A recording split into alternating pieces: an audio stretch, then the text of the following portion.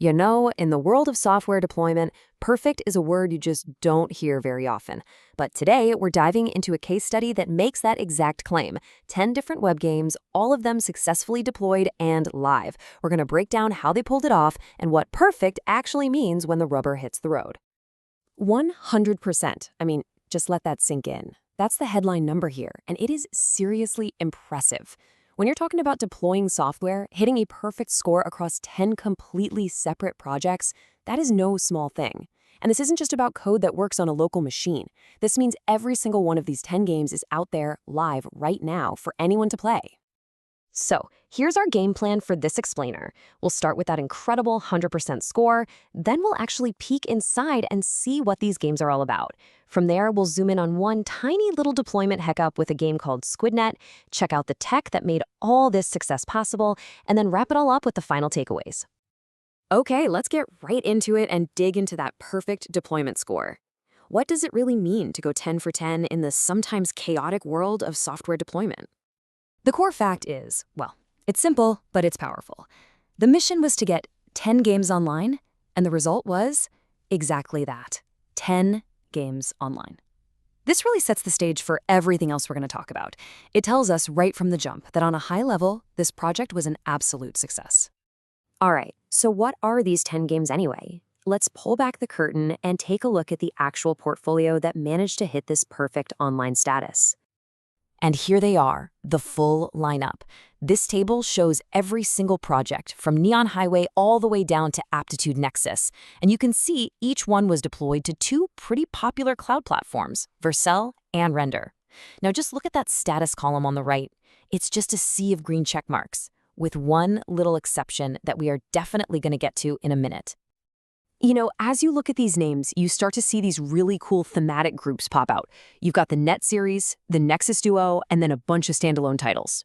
This tells you it wasn't just some random collection of projects. There was a plan here, a cohesive portfolio. Okay, this is where the story gets really interesting. I keep saying the success rate was 100%, but that doesn't mean the journey was totally smooth. So let's talk about the one case that stands out from the rest, SquidNet. So, we have to ask the question, right?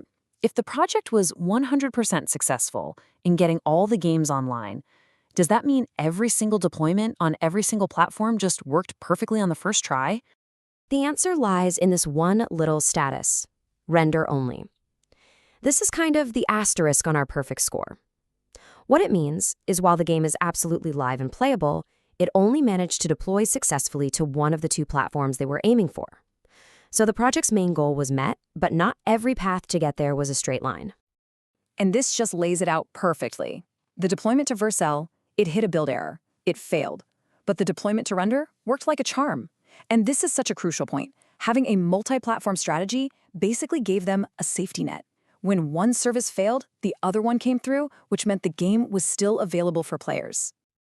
So how was this incredible success rate even possible, especially with that little hiccup? Well, a huge piece of the puzzle is the technology. Let's take a look at the technical foundation that made this whole project so resilient. Wow, okay, this chart tells you almost everything you need to know. A massive 70% of these games, that's 7 out of the 10, were built on the exact same foundation: Vite, JavaScript, TypeScript, and JSON. And when you look at the others, you see this clear, overwhelming dominance of the Vite and JavaScript ecosystem. So what's the big takeaway here?